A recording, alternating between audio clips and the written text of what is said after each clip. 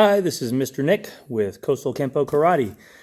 Wanted to go over some of your yellow belt basics. Now, basics are the building blocks. They're the pieces that go together to make the techniques, forms, practice sets. They're kind of like Legos. If you like Legos or those little interlockable building blocks, right?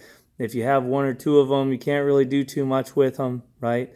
And then some of them, some of them are very basic. They're just like the little squares, but then you've got little specialty pieces. And so the more things you have, the more creative you can be with it, with your Legos. Well, this is very similar to Kenpo.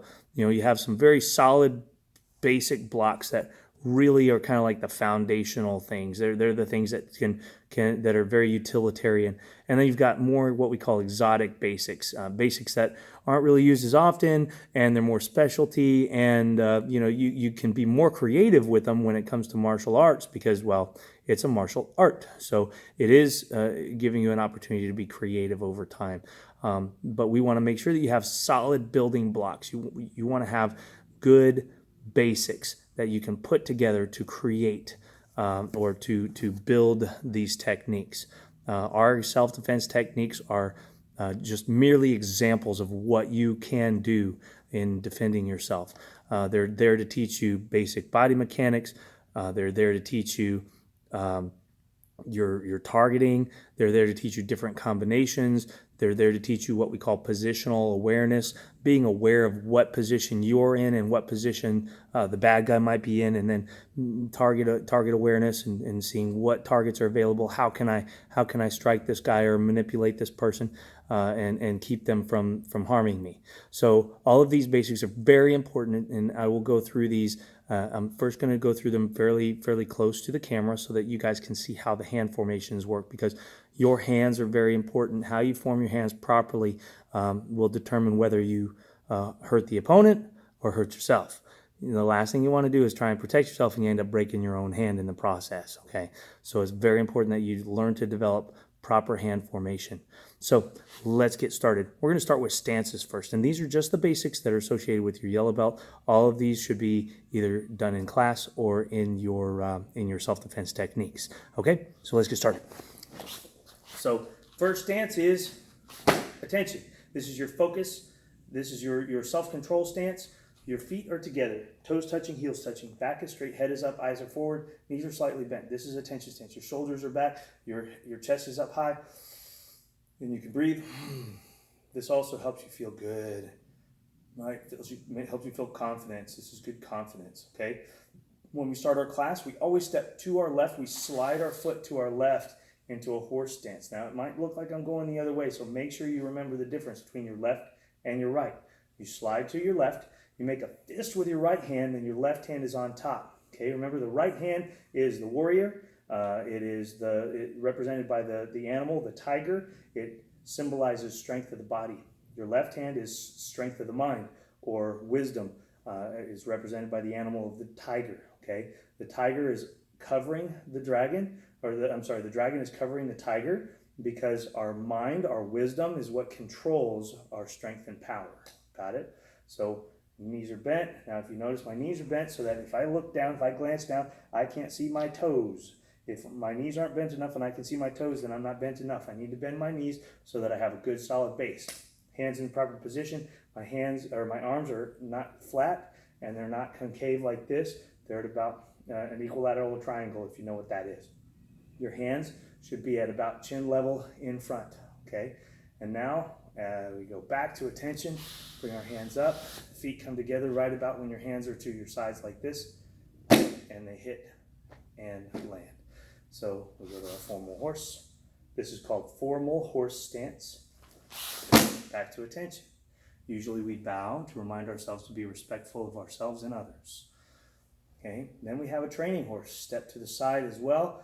Bring our hands out in front and draw them back into a chambered position, which is not at our hip, it's just at our ribs, so that when we turn to the side, if you look to the side, my arms should be parallel, that's even with the ground. So I go like this, training horse. Usually we let out a ki in class. So training horse, yeah. Okay, so now there's our training horse. So we have attention stance, formal horse, training horse. Another stance that we have is called a neutral bow stance. In our neutral bow stance, we can either have a right neutral bow where we step back with our left and have our right foot forward, or we could step forward with our right and still be in a right neutral bow. So that means your right foot's forward in a right neutral bow, okay? A left neutral bow is, you guessed right, left foot forward, either stepping back or stepping forward into a left neutral bow stance.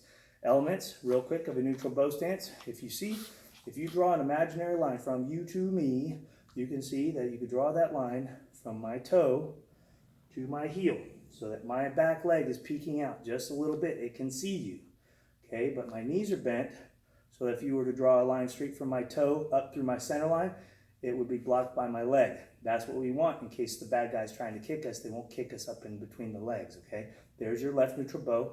Knees are bent, back is straight. Don't hunch over. Keep your back straight. Hands up. Your front hand should be even with your chin. Your other hand should be in a checking position right here, okay? So that's left neutral bow. Right neutral bow is right here, okay? Your feet should be facing an angle, not straight ahead, not straight to the side, but at what we call a 45-degree angle. So make sure you have that 45-degree angle. Your knees are bent.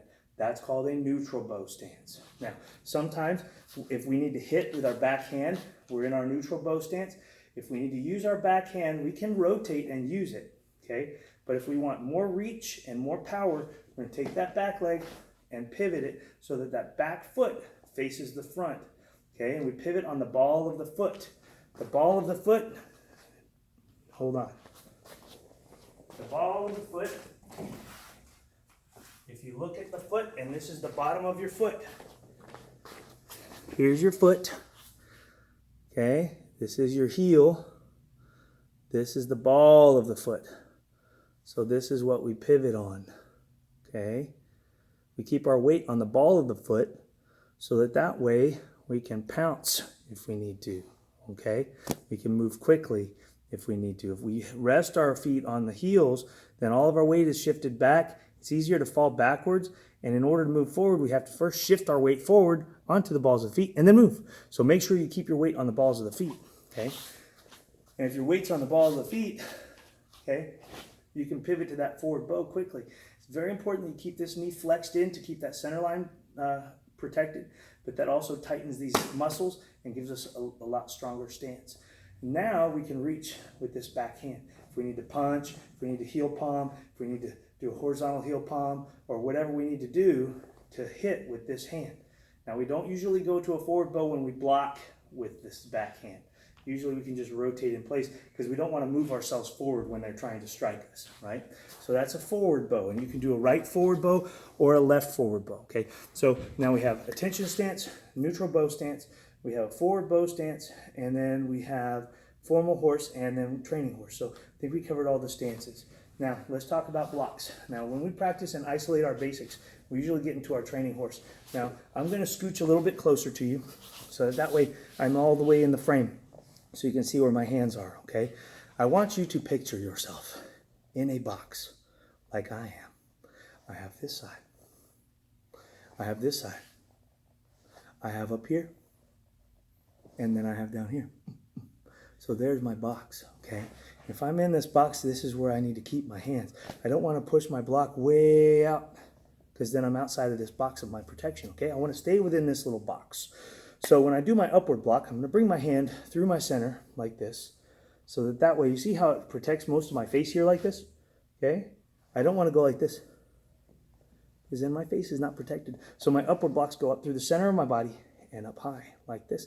And I anchor, I keep my elbow here and I keep it angled like this. The higher I reach, if you look, I drop down, the higher you reach, you see how my hand moves so it doesn't cover my head. I need to have a diagonal angle here, okay? So these are upward blocks. They go through my center and they go like this. Boom, okay? Let's do a couple of them. Ready? Okay, right hand first, upward, good, upward, upward, and upward. Good, all right? So now we did upward blocks, let's do inward blocks. So now we're gonna take them from here, we're gonna bring them up towards our chin and across our center line like this. That way it's like a windshield wiper and it's kind of covering here. We really wanna cover right at about our eyebrow level. There's our inward blocks. So now try it. Inward block, inward block. Stay within that box. Inward block. Now look, if I go too far, see how it straightens out my elbow? And somebody can push my elbow and now I can't do too much. If it's here like this and they go to push my elbow, I can still grab and do things, okay? So inward block, inward block, inward block. Do them with me. Inward block, inward block, inward block, inward block, inward block. Good. Now we have outward block. We have two kinds of outward blocks. We have vertical outward block. Just like that. You see how it stops right at that box, right? Outward block. See how it stops? Outward block. And notice there's a secret, super duper secret inward block in there when I do the other one. Try that. Do this with me. Here's your secret inward block. And your outward block goes up. Here's your secret inward block. And your outward block goes like that. Inward and outward. Inward and outward. Inward and outward. Good. So that's vertical outward block. Now we have extended outward block. So we go to this vertical, but then our hand pushes out a little closer, but then escapes the box just a little bit. It's on the other side of the box. So that's where it goes.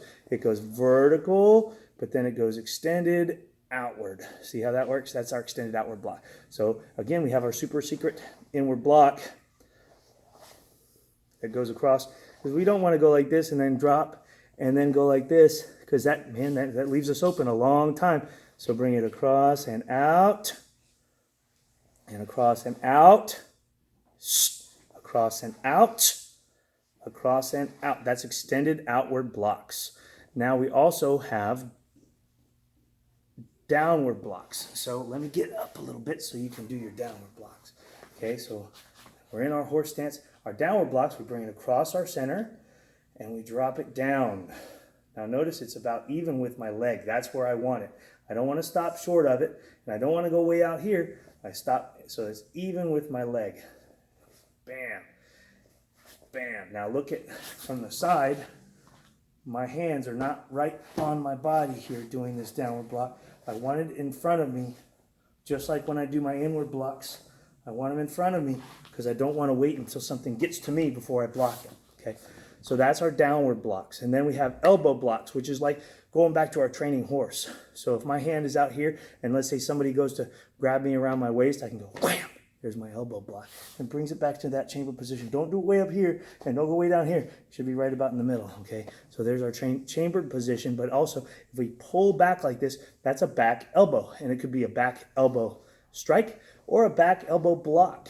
Okay, so that's what we're doing, a back elbow block. Now the last one is called a push down block. And so our push down block, we're in our training horse. We're going to bring our hand to our center line like this, and we're going to turn our hand so that our elbow sticks out a little bit, and we push down. Center, push down, push down. We don't want to bring our hand up too high because then we don't use enough of the muscles. Keep it down. Boom, push, push, push, push. Okay? Now look from up close. I want to turn it, not so it's out like this, so my fingers are pointing that way away from me. My fingers are going to point back towards me as much as I can, so I lead with this palm heel. Boom, boom, okay? So those are my blocks. Now we have a couple other basics. We have some kicks. So we have our front kick, which looks like this. We're in our neutral bow. Front snap kick. So let's try that. Use your front hand, your front foot, front snap kick, and snap kick. Good. Now switch your feet. Good. Now try your other foot. Ready? Front snap kick, front snap kick, front snap kick. See, notice my foot is up and down when I'm doing the front snap kick. Okay? That's really, really important.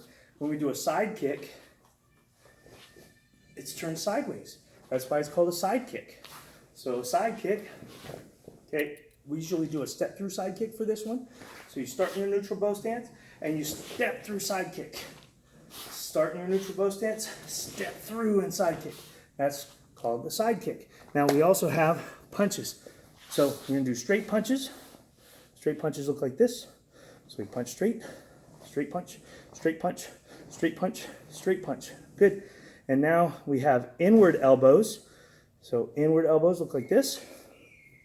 Inward elbows look like this. And then we have outward elbows look like this. Outward elbows. And then we have outward back knuckles. They look like this. We go across our body first, and we outward back knuckle. Across our body, outward back knuckle.